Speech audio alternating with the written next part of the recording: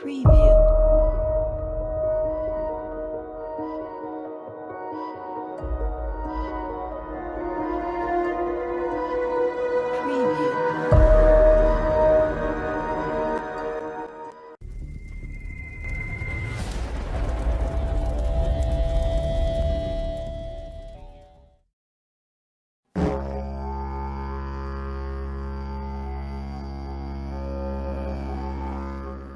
So, according to his account, on November 12, 1988, Mark's friend inadvertently gained access to a highly classified airshow, where the featured hardware of the event was real flying saucers. They were really strange looking, but appeared functional, and were named to suggest anti-gravity and reverse-engineered alien technology. An official present stated they could travel faster than light. Despite their futuristic performance capabilities, these appeared to be stripped-down, road-worn working prototypes, which had seen practical operation for years. If this were the case, they were crude but tangible proof of concept for a staggering leap in aviation technology. They used extremely advanced electromagnetic or field propulsion, as opposed to solid or jet fuel, nuclear power, or any other commonly known conventional means. It also meant our government and at least one other major defense contractor, Lockheed Martin, had been developing and deploying functional systems along these lines for many years. To both McCandlish and Brad, who had been working professionally for some time within what they thought were the highest levels of aeronautical design, this odd system was a sucker punch from the future.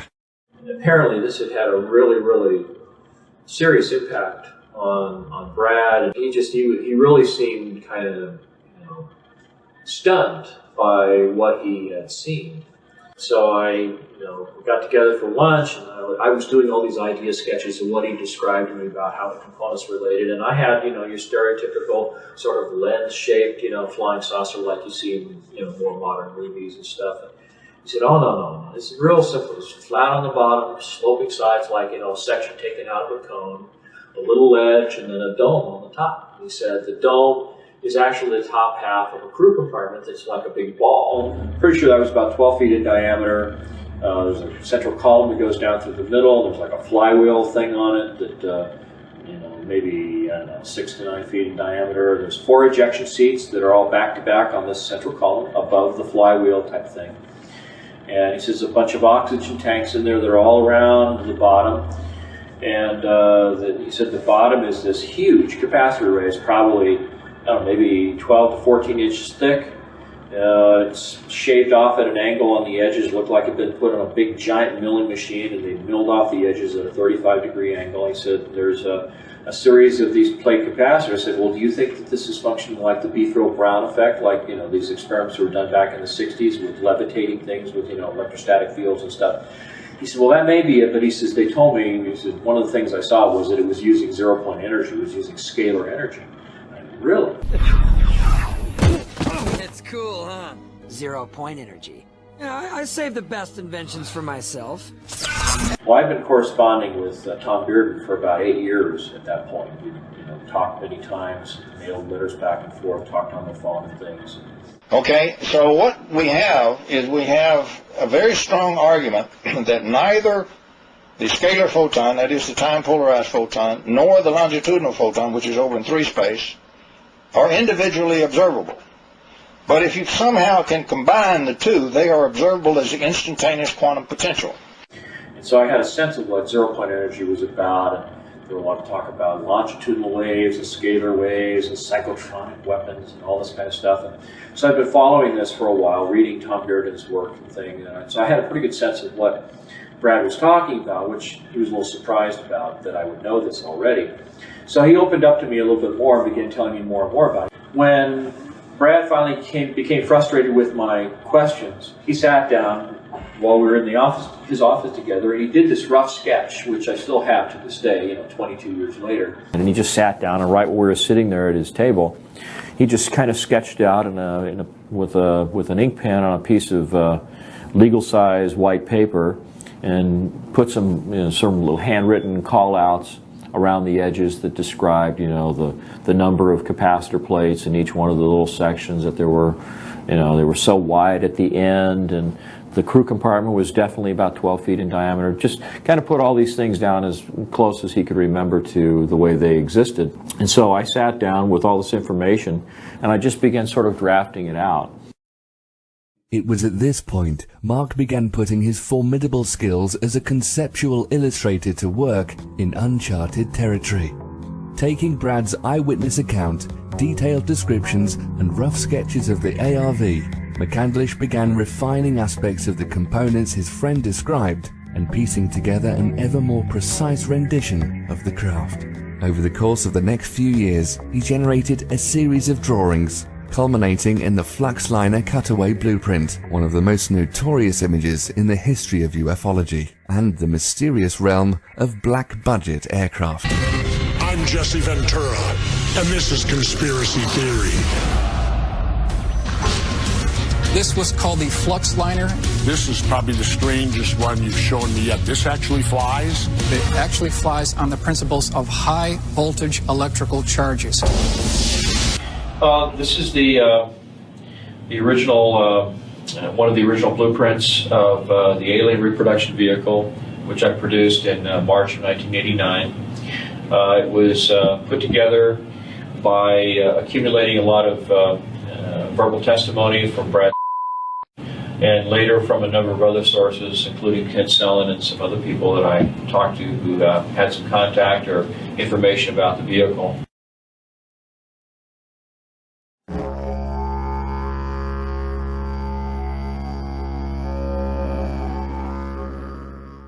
For Mark, his friend Brad's initial account was a fascinating story with a degree of veracity and plausibility, worth exploring and doing some research, but was after all just one man's tale of a fairly unbelievable event, concept, and machine. However, this subsequent research led Mark to some other very compelling eyewitnesses, official documentation, including numerous scientific patents, and other sources, such as respected quantum physicists, which finally convinced him of the likelihood that the ARV might be a very real thing.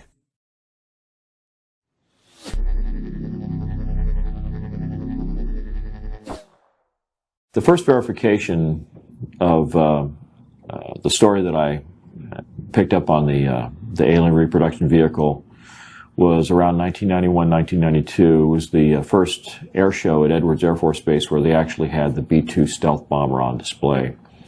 And in the course of that air show, I had occasion to join up with some clients from Rockwell International, and they introduced me to this fellow who claimed at the time that he was working with the Air Intelligence Agency. His name was Kent Sellen. He claimed that he had inadvertently seen this same craft at Edwards Air Force Base North Base facility in 1973. And I said, when, how, where, what were the circumstances? He says, well, I was a crew chief. He said, I worked on Bill Scott's plane when he was a test pilot. And he says, one night my ship supervisor said to me, go out to North Base. They've got a power unit out there, a ground power unit for an aircraft that's leaking or failed or something, so we need to take a tow vehicle out there, go out, pick it up, bring it back. Well, instead, what happened is he comes up off the dry lake bed, rolls right up on the tarmac, and is going down these rows of hangars. They're all Quonset-style hangars back then.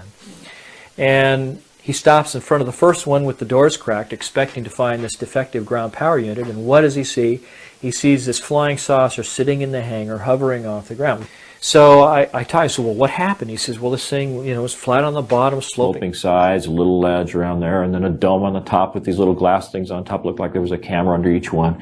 And I said, really? He said, yeah. No, no landing gear. It was hovering. And I said, let me borrow your pen. So I took out a Kodak lens cleaning tissue package that I had in my camera bag. It was the only thing I could think of to draw on. I did a quick sketch of this alien reproduction vehicle as described by my friend Brad Sorensen back in 1988. And I said, is that what you saw? And he says, oh, you've seen one. And I said, no, but I wasn't sure until this moment that the story was absolutely true. And so that was when I knew there was a second point of confirmation. He says, I wasn't there for 15 seconds and I heard footsteps running up to me. Before I could even turn around and look, he says there was a machine gun barrel at my throat, another one over here, and he says, a gruff voice says, close your eyes and get on the ground or we're going to blow your head off. So they put a hood over his head, blindfolded him, hauled him off, and they spent 18 hours debriefing him. He was forced to sign some non-disclosure documents about that, but then was given some additional information about it, details about the ejection sequence for that vehicle and so forth, things that Brad didn't know anything about. So that gave some validity to what he was saying.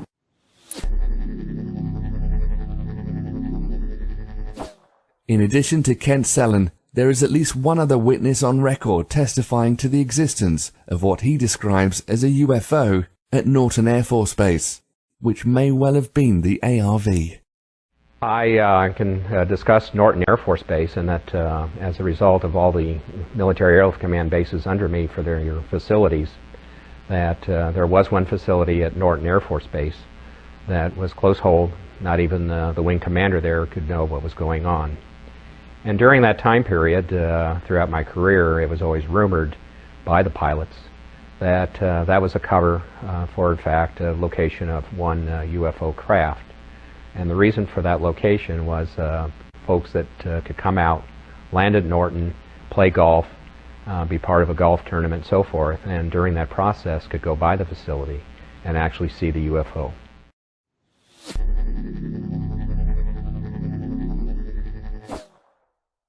I became so excited about the prospect that this thing really was real and that there really was some technology about it. And so every chance I got, I would strike up a conversation with someone I knew in the industry, and I'd ask them if they'd ever heard anything about this. I was talking to a fellow by the name of Paul Shepard, who was a UFO investigator. I felt that he'd have, a little bit more knowledge about the kinds of things that were going on in this area of research. And he put me in touch with a couple of gentlemen, Gordon Novell and George Ulick, who was a physicist with Hercules Aerospace up in Sandy, Utah. And they were very interested in this story. I started off as an aeronautical engineer when I was in college, and I got real interested in what makes UFOs go. And so I just kind of pursued the trail of the technology as opposed to the aliens and that kind of stuff. And that's all I do is pursue the technology. And I got lucky, got very, very lucky, and got my hands on a cutaway of their bird.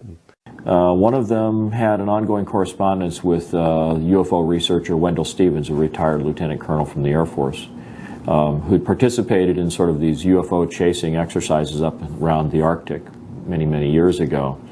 So Gordon sent a request off to Wendell Stevens saying, we know that you have this big photo archive of all these different UFOs that have been seen over the years. Do you have any photography that even resembles what we're describing in this drawing that I had done? And it turned out that there was a case. I obtained photographs that were taken in 1967 by a military pilot, Harvey Williams, flying a C-47 for the Air Force at 12,000 feet, approximately 25 miles southwest of Provo, Utah. This particular vehicle matches the so-called ARV in all proportions and respects in terms of the detail of the shape of the craft. It really bore a striking resemblance to the ARV, with one possible exception, and that was that the synthetic vision system, little bubbles that accommodated the camera systems on the outside of this thing, were quite a bit larger than the ones that Brad had reported. And so when I thought back to something that Brad had said, and that was that many of the components on the ARV, like the ejection seats and the camera systems, were all off-the-shelf components. He said that the ones that he saw in 1988 looked just like the little bubbles you see hanging from the ceiling in the casinos in Las Vegas. So when I thought back to the camera systems that were available in 1966, of course they were much larger than they were in 1988, and so the larger acrylic bubbles seemed, to give some veracity to the photography as it was presented in these pictures taken by Harvey Williams. One of the things that came up in the investigation was the fact that a number of the witnesses starting in 1988 described the vehicle that they saw as looking like it had been around for a long time. Chips in the paint, fingerprints, greasy handprints and that kind of stuff. the material around where the Zeus fasteners brought the panels together, all chipped and scratched and stuff like it had been around for a long time. When I talked in 1991 or 92 to Kent Sullen, he clarified that he'd seen this thing in 1973, which was, 15 years or something earlier than that. And then the photographs from Wendell Stevens showed that this thing may have been operational as early as, June or July of 1966. So it certainly supported the idea that this thing had been around for quite a while, maybe even earlier than that.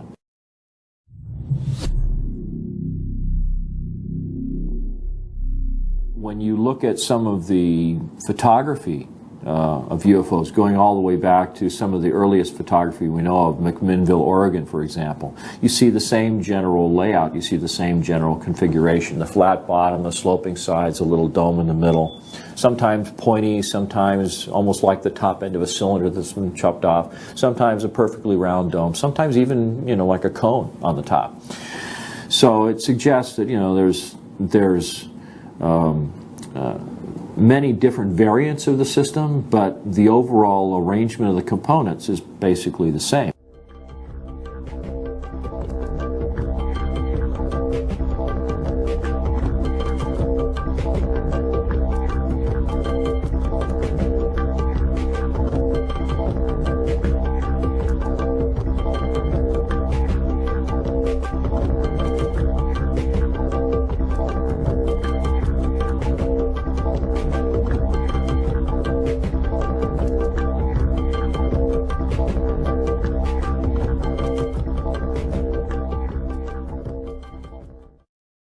And I kept saying to myself, this is just too much of a coincidence. Maybe this goes back a lot further than anybody knows. In fact, in a translation of a Sanskrit text written by a Middle Eastern king in the 11th century, there are references to Vimanas, or flying machines, with a propulsion system bearing a striking resemblance to that of the ARV. Strong and durable must the body of Vimana be made, like a great flying bird of light material. Inside, one must put the Mercury engine, with its iron heating apparatus underneath. By means of the power latent in the Mercury which sets the driving whirlwind in motion, a man sitting inside may travel a great distance in the sky.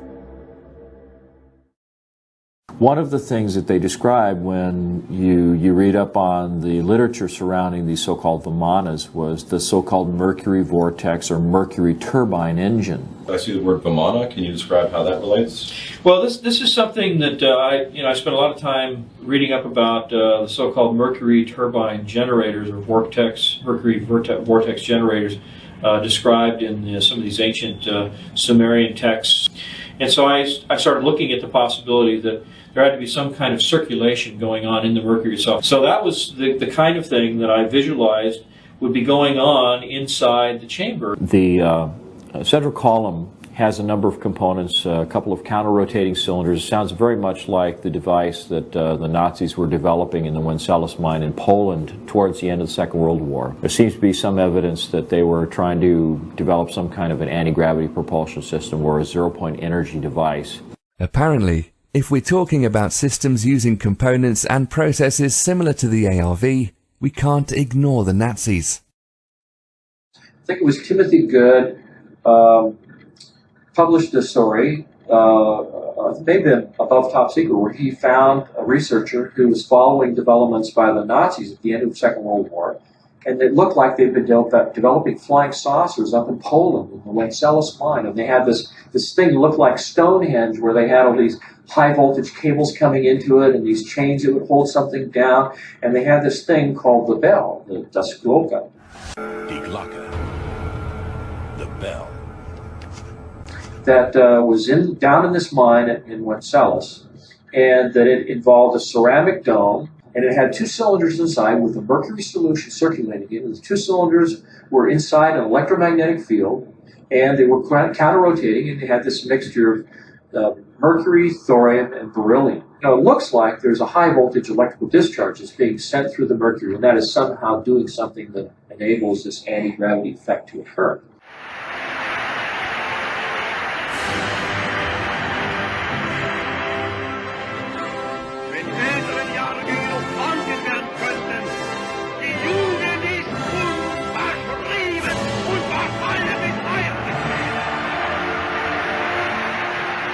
Besides rumors about Hitler's top scientists and the mythology of ancient kings, there were other instances where a central core involving mercury and other components similar to the ARV were reported.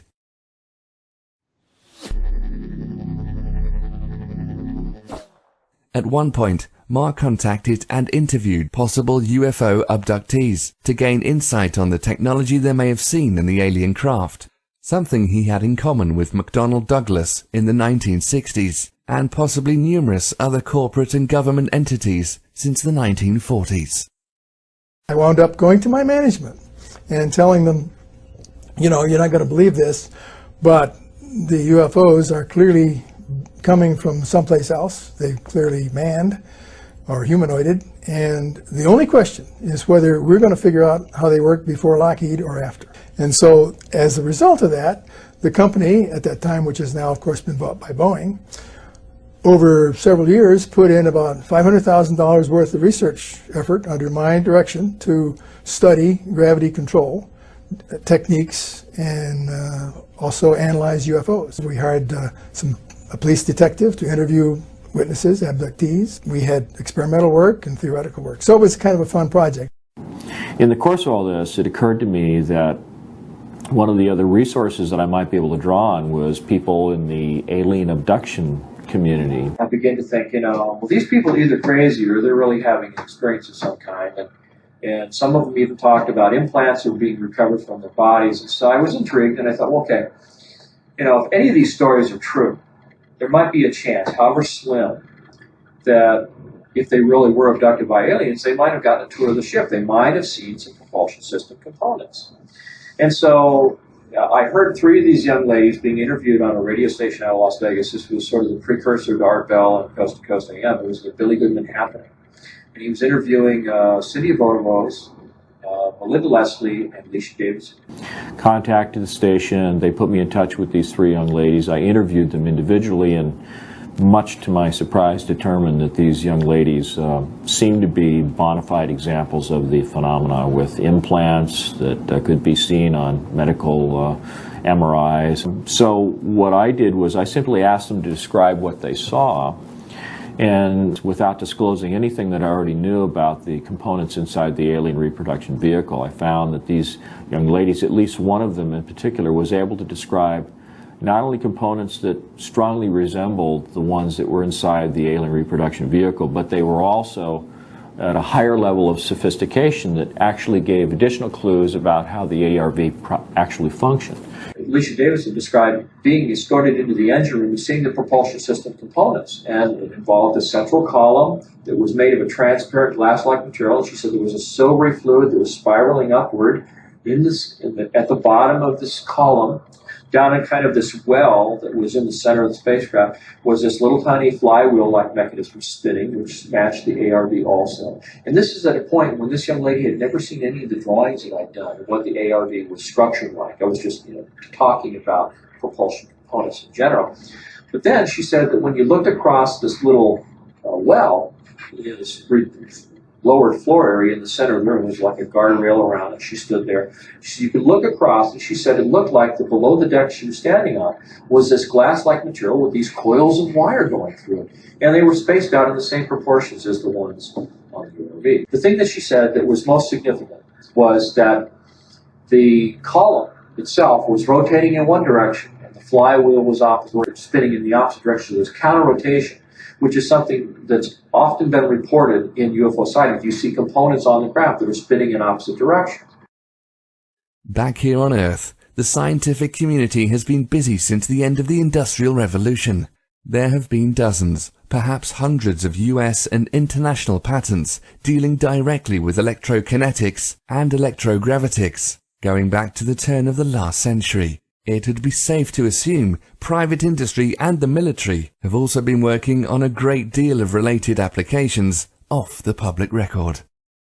In short, since Nikola Tesla's first experiments with pushing electricity around, mankind has had a thing for anti-gravity.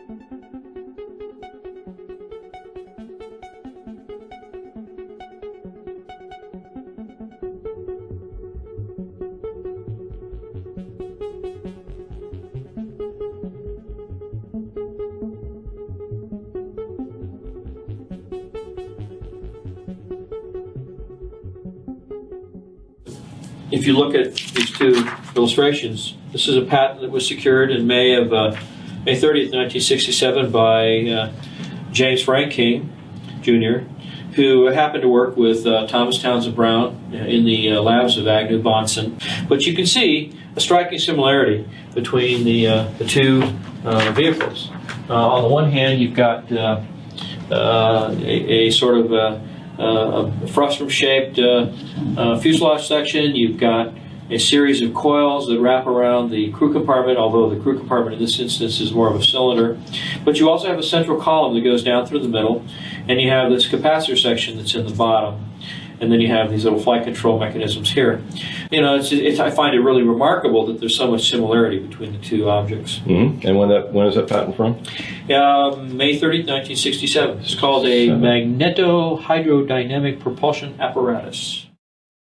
And so I started thinking, well, maybe it's like a cyclotron. Maybe there's an electrical discharge from this. Basically, this whole thing looks like a giant Tesla coil. It's got the capacitor array. It's got, you know, a central column that looks like the secondary windings of a Tesla coil. And this might even go back to something that Nikola Tesla discovered back in the 1940s. And, you know, it just was all hushed up, and all the UFO sightings we've ever seen were something that came from Nikola Tesla and not from another planet. And I mean, these are the things that were all going through my head at the time. So it was really surprising to find all the different sources that I encountered that seemed to provide useful information as to how this thing was made, how it worked, what its energy sources were, and it was all really fascinating to me, and that's one of the reasons I pursued it. It wasn't because I was, you know, like I say, trying to breach national security. I was just insatiably curious about how these things work.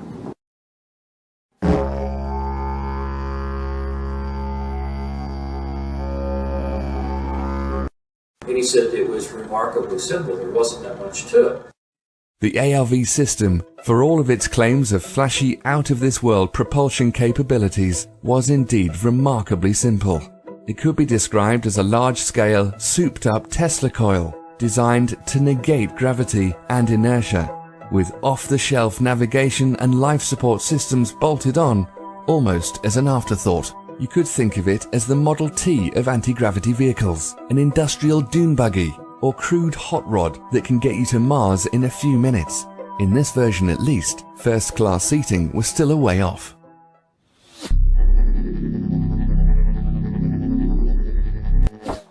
From everything I've been able to gather, it helps to understand what some of the components are. There's a large capacitor array on the bottom of the craft. It's in the smallest version, it's 24 feet in diameter.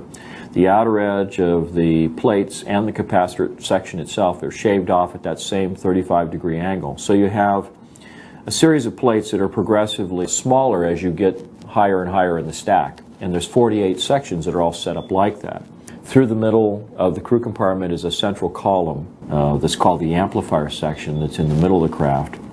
On the very center point of that column is what looks like a large 9-foot diameter flywheel type mechanism. Then around the belt line of the crew compartment is about a 2-foot wide coil of wire that's embedded in the same glass-like material that the capacitor section plates are embedded in. And there's a kind of flange or fairing that traps the top and the bottom surfaces of the coil. You can see that it traps it there and at the top. But in between are a series of explosive bolts that run all the way around the craft. They said above this ledge there is looks like a door out of, you know, your stereotypical cartoon submarine. You know, it has a steel frame that's embedded in the side of this protruded sphere that makes up the crew compartment. And he said that it had a wheel on it with little spokes that you would turn like an old, you know, Captain Nemo submarine, with the pins that would go out and lock into the door frame. And it had a seal on it so it'd be airtight. And then the ejection seats are mounted back to back. There's 4 of them in the smallest version of the craft, and they're mounted on this central column on a set of rails. In the event of an ejection, the explosive bolts separate the top and the bottom halves of the crew compartment, and the entire outer sheath of the central column pulls away along with the upper half of the crew compartment and the ejection seats.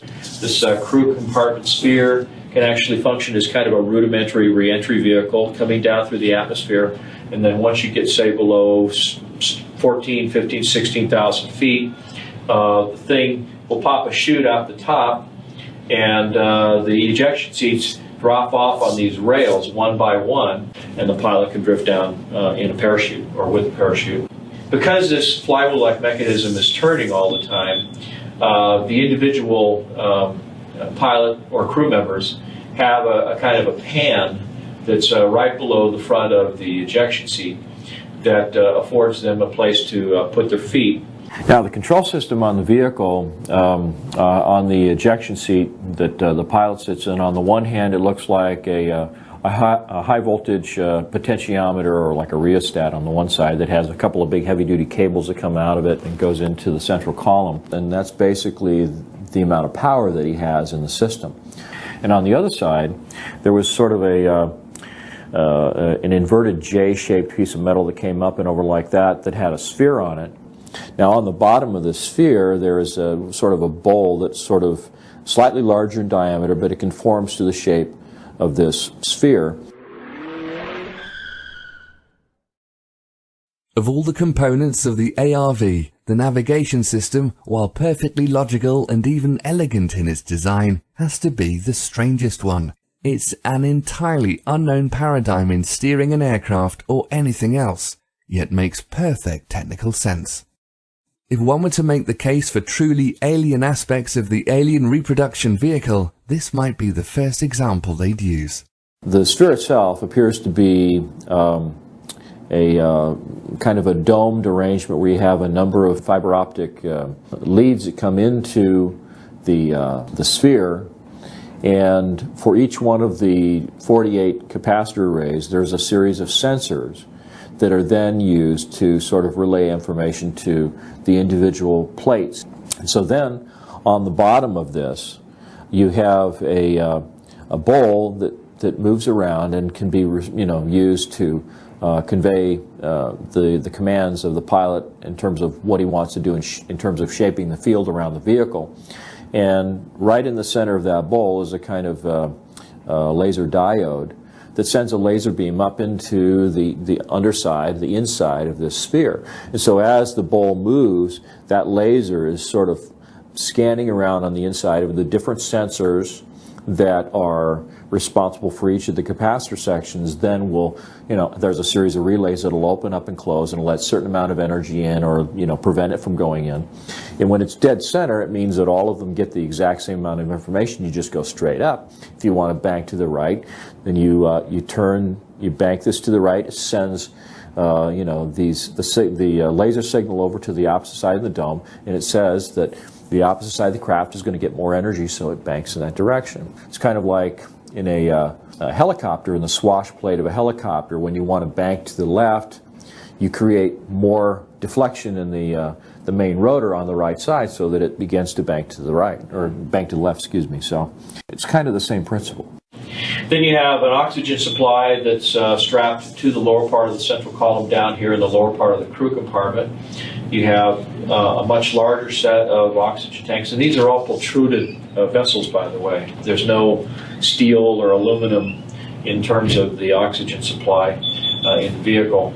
There was also a pair of oxygen tanks under the seat, and that was assuming that maybe you had to eject, when you're at 25 or 30,000 feet, and you needed some air to get you from up there down to the place where you'd actually be able to breathe ambient air. I said, well, were there windows? And no, there weren't any windows. He said there was a thing called a synthetic vision system. And he said there were 6 or 7 of these little plastic bubbles around the top of this thing, one on the very top in the center, and then maybe 6 around about halfway up from where the ledge was to the very top, and they were spaced at even distances. And he said in each one there was a little CCD camera. So the synthetic vision system was set up so they would take 2 cameras, and it would have a converging point of focus in those 2 cameras, so that it would just be like looking through a set of binoculars. So you'd have a left and a right eye view, and it'd give you a 3-dimensional view outside the vehicle, but with no windows. And the reason for that, apparently, was that this aircraft was using extremely high voltages, and the voltages would ionize the air around the vehicle so much that it would start producing X-ray photons, which are absolutely lethal. So you have to have basically a barrier to protect yourself. You also have a robotic arm that seems to be blended in with a composite fairing sitting right on the top surface of the capacitor array that has the ability to extend outward with a little air-driven claw that's on the end of it. In fact, I think that the craft's magnetic field or electromagnetic field is probably so powerful that conventional little electric motors probably wouldn't work in this kind of an application.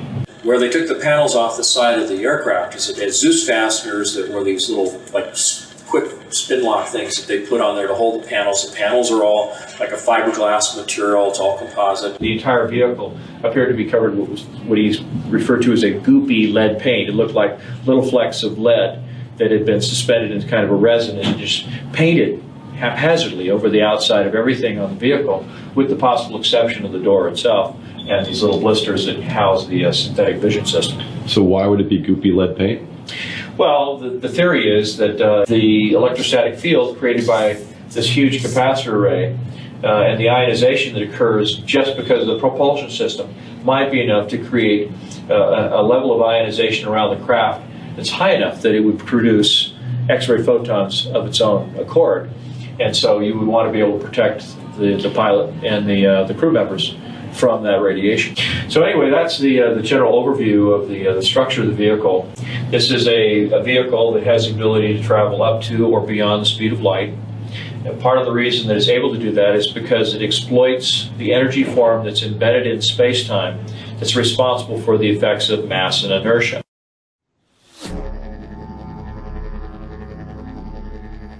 So here we have a configuration of various components, creating a system that's somehow capable of producing and maintaining an insane amount of energy in a concentrated field around the vehicle.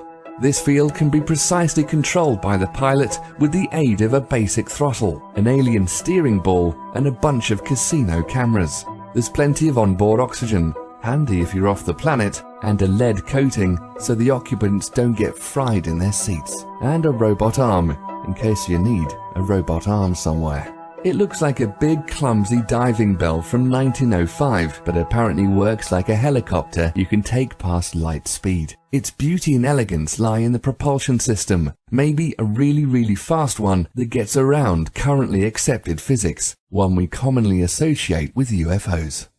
For anybody who has followed the work of Einstein or just basic physics, one of the sort of inviolable rules of physics is that there's no material object that can actually go faster than the speed of light.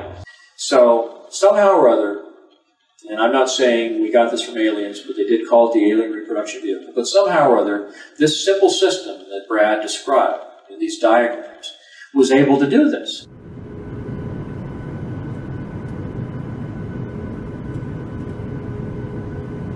So I began looking at the scientific literature. I was looking at this scalar energy, anything I could find on zero-point energy, scalar energy, quantum zero-point fluctuations of the vacuum, I think is the more technical physics term that they use in the literature. And it turned out that there really were scientific papers that were being published by a number of different scientists, Hal Puthoff, Bernard Heisch, Alfonso Rueda, who just happened to work at Lockheed Skunk Works, by the way. So I started noticing the names and where they worked and what they do, what they were talking, what they were publishing. And it occurred to me that, maybe these are people who have some insider. So I started looking at that. I started looking at the things that Hal Puthoff had said. In the middle of last century, physicists made an astounding discovery. And that is what we ordinarily consider empty space isn't empty at all. Even if you go to the far reaches of outer space, it turns out that rather than emptiness, what we call the vacuum is really a seething cauldron of what we call quantum energy, or zero-point energy. Zero-point just simply means that even if you froze the entire universe down to absolute zero, froze out all motion, where everything would be as quiet as you could possibly get it, this energy is still there. It was predicted by the mathematics of quantum theory, but the numbers were so large. For example, there's enough energy in the volume of a coffee cup to evaporate the world's oceans. It was thought, well, this must be some kind of artifact of the theory. But as time went on, various predictions in quantum theory were verified in the laboratory, And it finally turned out we had to take these numbers seriously. So I opened up a correspondence with Hal Puthoff, and he was very gracious in taking time to talk to me on the phone, send me copies of the peer-reviewed papers that he had published in, you know, Physics Review, Physics A, Physics B, and you know, I couldn't understand the mathematics with all these Greek symbols, and I mean, it was really advanced theoretical stuff. But what I was able to follow were the paragraphs that were before and after the equations that explained what all the math was talking about. And so as I went through these papers and I would talk to Hal, he would explain to me, well, this means that this is a certain process, a polarization process that happens in the vacuum of space-time, and when you do that, you have this kind of phenomenon. When you do that, you have this other phenomenon. And the papers that he wrote started to indicate this zero-point energy that's embedded in the environment. Is responsible for the effects of inertia and gravity and mass, and the reason why, as you accelerate through space-time, the mass of your vehicle increases.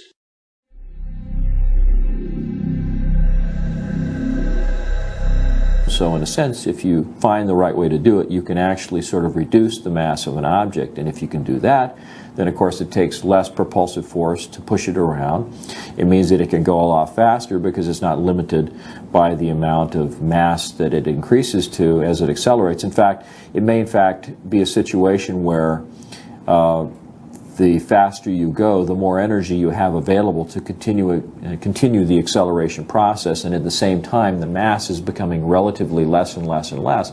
So it really enables the possibility of being able to go faster than the speed of light without violating general relativity, and that was the most fascinating aspect of the whole thing. You're drawing energy from the environment, and in the process of doing that, you're enabling the craft to not only demass itself, but basically conserve energy by using the flux in the vacuum of space-time as the power source for your propulsion system. So literally, the faster you go, the more energy you have available that you convert into propulsive force, and the lower the relative mass of the vehicle becomes. So it's actually sort of an inversely proportional kind of a relationship. Most scientists, with an instant response, would think on special relativity terms and say, well, the velocity of light is a limitation. You can't go faster than the speed of light. And therefore, to conceive of us exploring stars or other people coming here, it's too far. They just can't get from here to there. We might explore our own solar system, but that's probably as far as we're going to get. But the truth of the matter is that in general relativity, that's not the case. There are options there. That limitation now has begun to evaporate due to the new understandings and predictions coming out of general relativity. So that's not the issue. And so I'm starting to learn about the technology and how it might be playing a role in the function of this craft. The craft, of course, had oxygen tanks and stuff in it, so it really suggested that the thing was capable of going out into space. So the idea was that somehow this vehicle is able to sort of skirt the law in a way that allows it to do these things that are unheard of.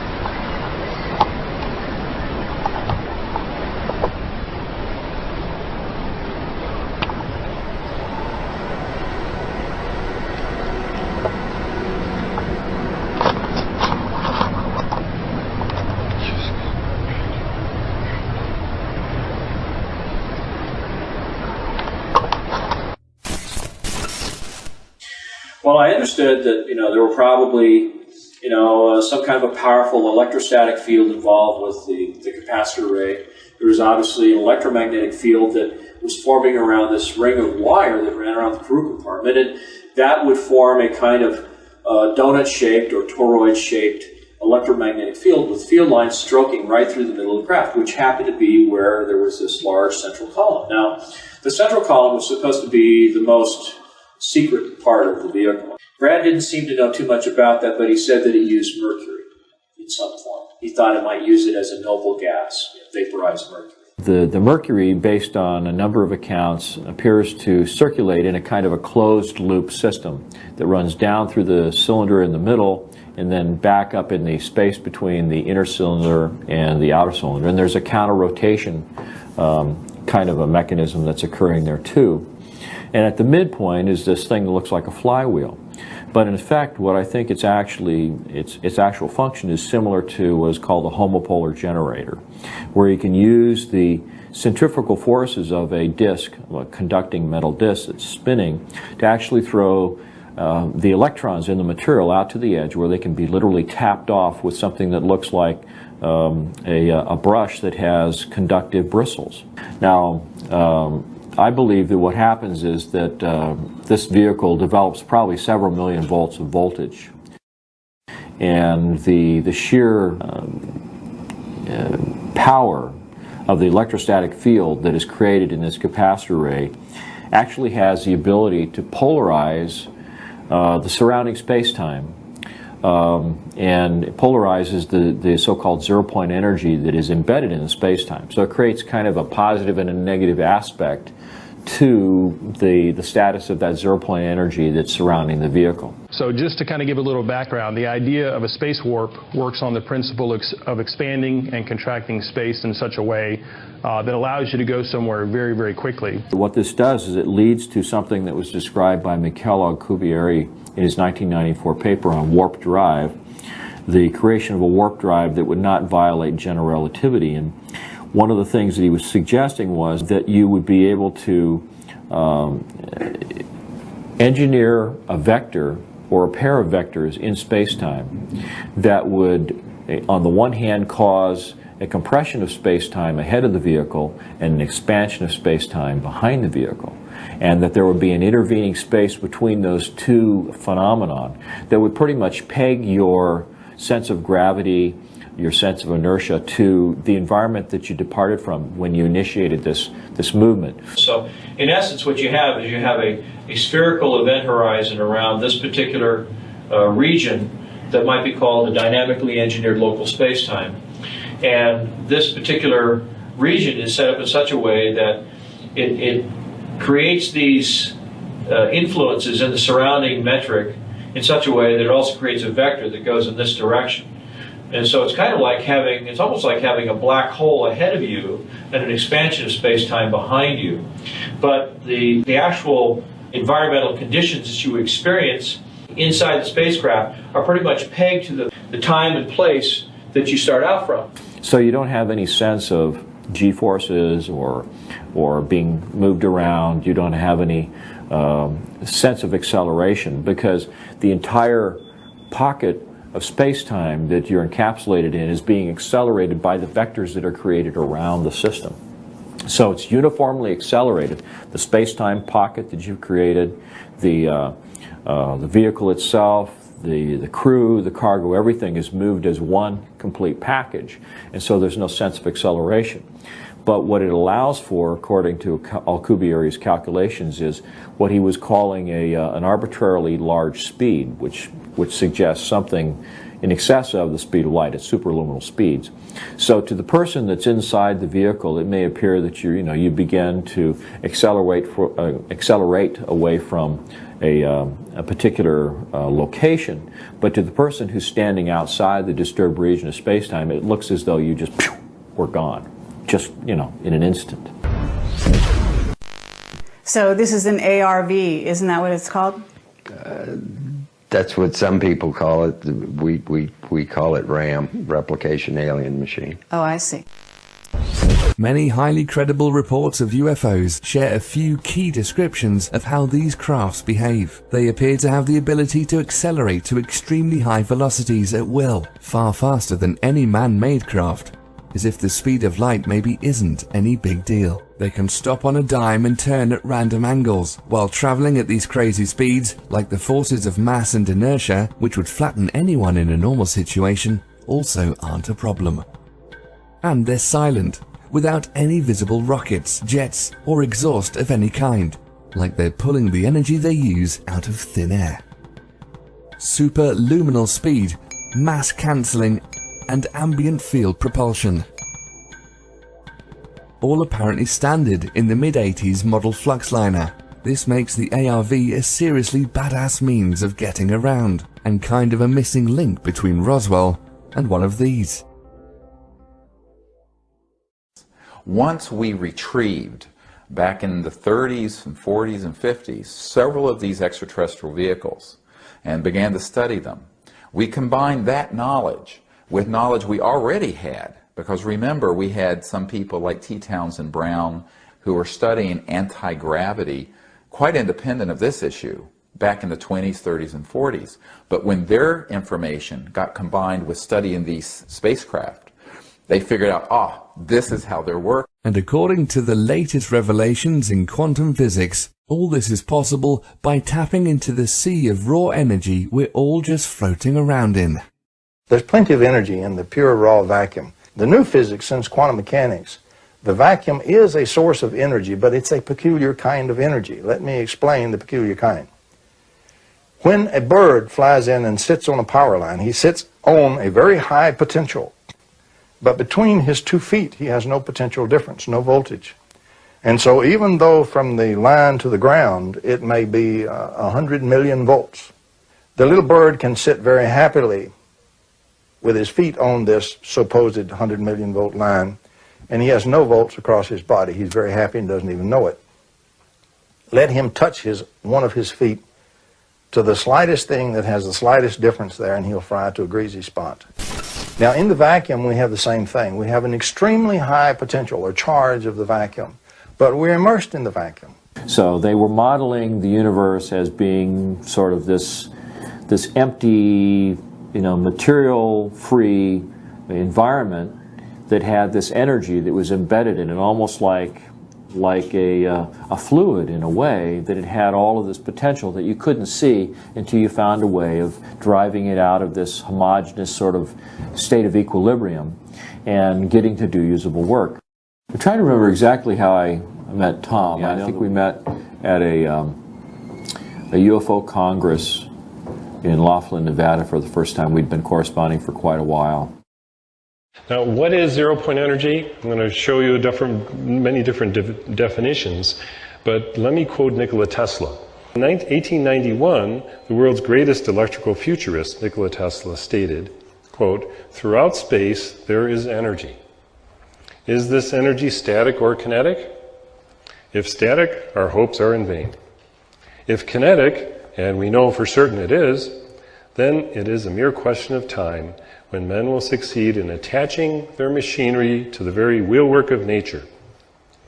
Many generations may pass, but in time our machinery will be driven by a power obtainable at any point in the universe." And so there, ladies and gentlemen, is the basic birth of the concept of zero-point energy.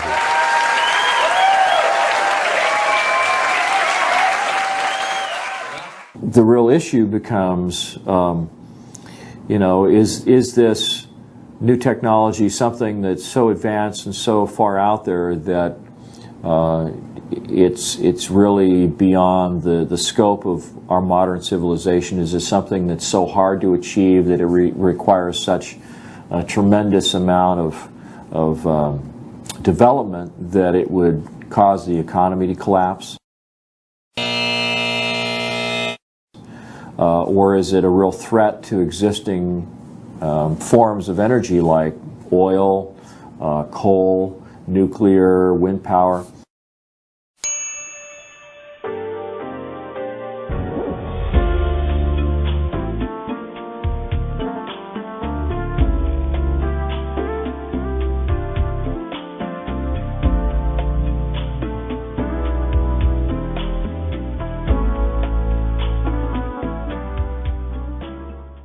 By the mid-50s, they knew that this would be the end of the oil cartels and the international financial petrodollar system. And this is very important. It means that we, Homo sapiens, have the ability to access this so-called zero-point field of energy, which is the ambient field of energy from which all matter and energy is fluxing, and can access that energy and generate all the power we need to run this planet without fossil fuels or pollution. So this stuff really works? Certainly does. Oh, well, lots of luck! Oh.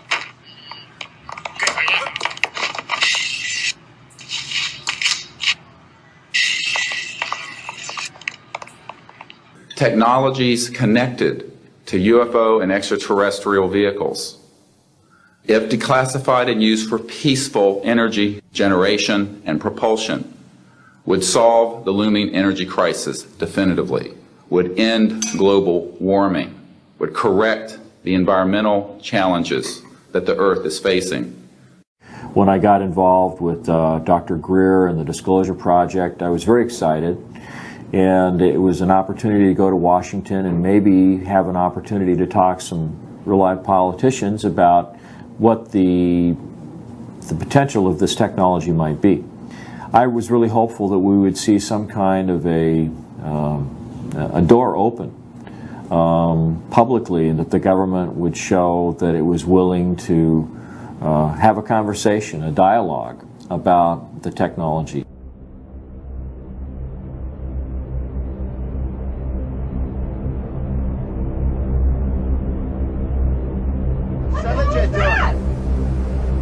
Holy fuck! Oh my God! Oh my God! September the 11th basically knocked May 9th off the radar, permanently. But it didn't lessen the potential importance of the spring conference or the issues involved. It did, however, allow the Bush administration to spend $1 trillion of our money on a war based on lies. So, getting together with Dr. Greer, going to Washington, D.C. was exhilarating, met a lot of interesting people, and it made it clear to me that there's a lot more going on behind the scenes than anybody can imagine. I mean, just the sheer volume of the stories and the accounts, the experiences that these people have had, when taken as a whole, you can see that there's this whole other level of things going on that nobody knows about. And there's a handful of people that may have an awareness, an overview of all that, but how it's affected me, well, that's a good question, because you know, I can think of a lot of things that have happened to me that, you know, if I didn't sit down and seriously analyze all the facts, I might be able to attribute it or blame it on, you know, talking about flying saucers, talking about the alien reproduction vehicle. When I finally did get around to making a copy of this original drawing in the form of blueprint, I sent a copy to Brad. And one of the first things that he said to me on the phone was, and he wasn't kidding when he said this, he said, you know, Mark, he says, this drawing is about as accurate as you can get. He says, every detail, every aspect of it is right on the money. He said, it is so accurate in every way. He says, this has to be probably one of the most dangerous illustrations you've ever done in your life. And he says, and if you're smart, he says, you'll tear up the original, you'll throw it away, and you'll never talk about it again. When it was all done, the CIA, one of the CIA men told the people they were now sworn to secrecy, that this meeting never happened and this event never happened. You don't necessarily write anything down. You don't write anything down. And you keep it to yourself. It's a need-to-know basis only. Well, I thought, gee, this is something that we have to keep quiet, and that was verified by the Chief of Security. So I got the feeling that somebody was monitoring my activity.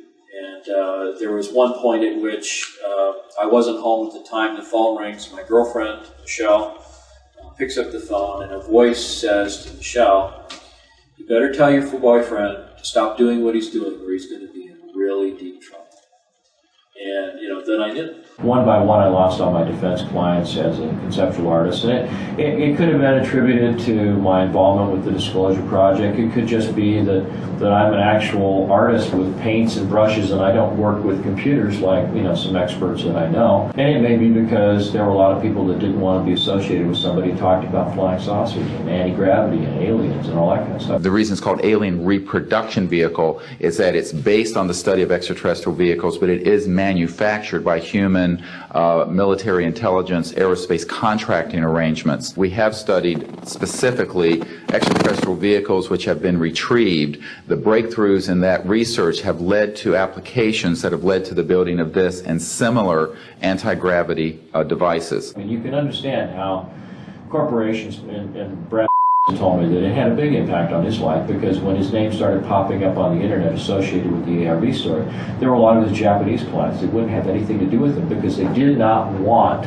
any of that kind of reputation tarnishing information associated with their product and their brand. And so, he did everything he could, and I've minimized, my mentioning of his name, except where it comes to, historical documentation of what's happened to him and I and other people I know. But I feel terrible in some respects because, I was encouraged by Dr. Greer to name names on camera, and I wasn't ever really sure what doing that meant in terms of protecting identities or protecting people, other than making some footnote in history that this person came forward, said something, and then whatever happened, happened. I had threats on the phone. I had the IRS come up and take all my money, take all my cars.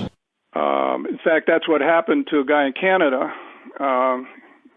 He had a machine the size of a shoebox that was supposed to put out enough power to power your home, and it was very unusual. Well, he was very open. He would give demonstrations. He wanted some investor to give him $1 million to sell the rights, and he was doing all the wrong things.